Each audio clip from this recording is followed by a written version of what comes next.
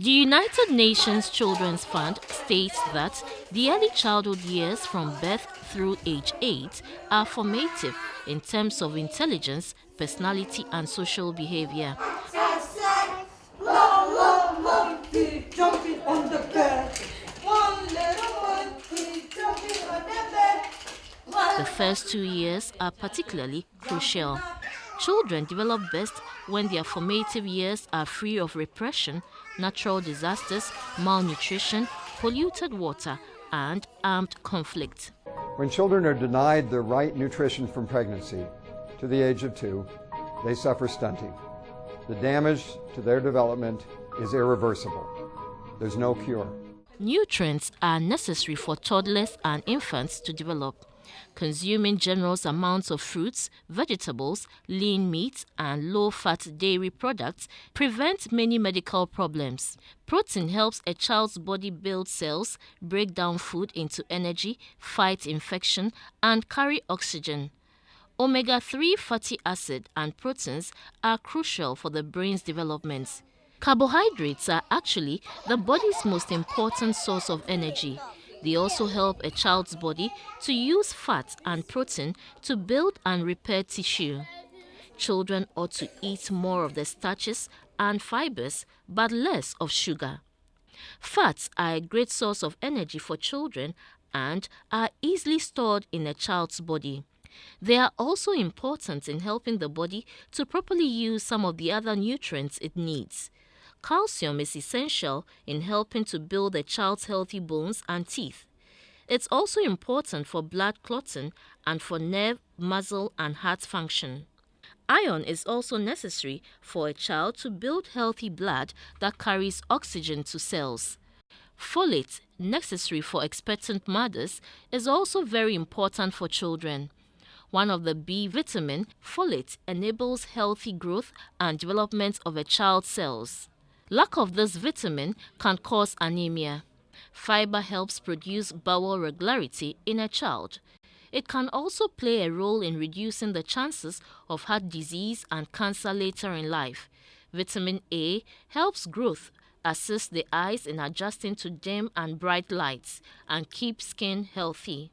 Vitamin C does more than just fighting off the common cold. It also holds the body's cells together, strengthens the walls of the blood vessels, helps the body heal wounds, and is important for building strong bones and teeth. For these, the director of Kinderland School, Mrs. AKUA FREMA MENSAH, does not compromise on where her wards are concerned. In a typical week, for instance, what meals do you feed them on? Like this week, for instance, on Monday, children love chicken. So, of course, you have to start the week right. So I'll give them chicken on Monday.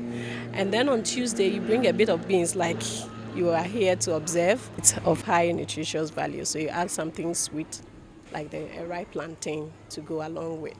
And then on Wednesday, we are going on with our greens.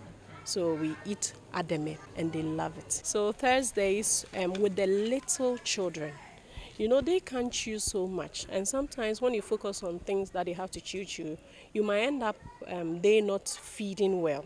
And so on Thursday, even though the older children, we give them noodles, the little children will make poto for them. And in the poto, children always spit out, you know, fish, chicken and all that. So we'll just make sure that we have the grounded herrings. Fridays we add a bit of palm. We'll cut contumely and then put it almost when the soup is done. We add contumely to the palm. How about their carbohydrates? All the things I mentioned are the protein building, you know. And so with the carbohydrate, like the Monday with the chicken, they take in rice. Tuesday we even add a bit of gari because we know it has carbohydrates too. And then with the plantain is fine. And then on Wednesday they eat banku.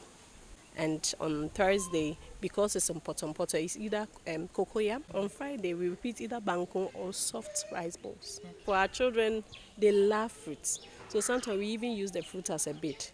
If you don't finish your food, you won't get fruit. When they are outdoor, we get them to drink a lot of water. And then when they get inside, said when you finish your food, you take your water. So we get them to drink a lot of water just before the meal.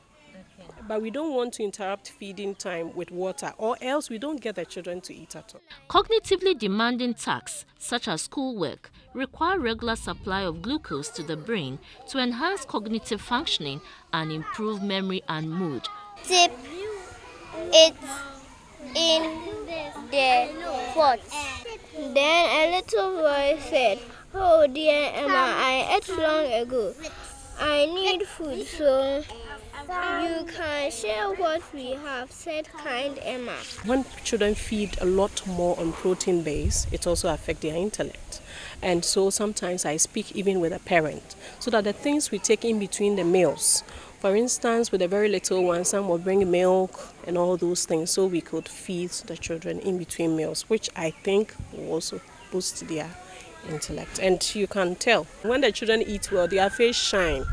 The children who don't eat, you see their skin become a bit dry. It means they are not being nourished well. Mothers and caregivers play key roles in meeting the nutritional needs of the child. Because of my schedules at work, I was not able to have time to prepare good food for him. So later I realized that what he was taking here is different. So I have to change my the one I've been doing in the house too.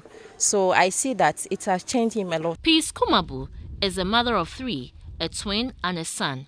She also knows too well what the nutritional needs of her children are. From 6 months going, my mama cocoa, me de inkosia yokono, edifra cocoa, ebiwa soya bean. From 6 months onwards, I give my children cocoa prepared with egg yolk or soya bean powder. I also give them mashed beans with fish. Sometimes I try them on kontomire and soft banku, but I don't include pepper in their food. Poor nutrition stunts the quality of life of school-aged children and also their potential to benefit from education. When a household does not have enough food and has the conditions that make diarrhea and other illnesses common, children are the most vulnerable to becoming malnourished. My children and I eat the same meals I prepare. I have never made anything especially meant for them. My children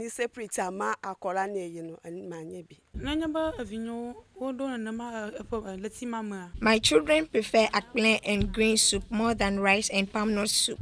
They also like fufu. In fact, they don't refuse anything I feed them with.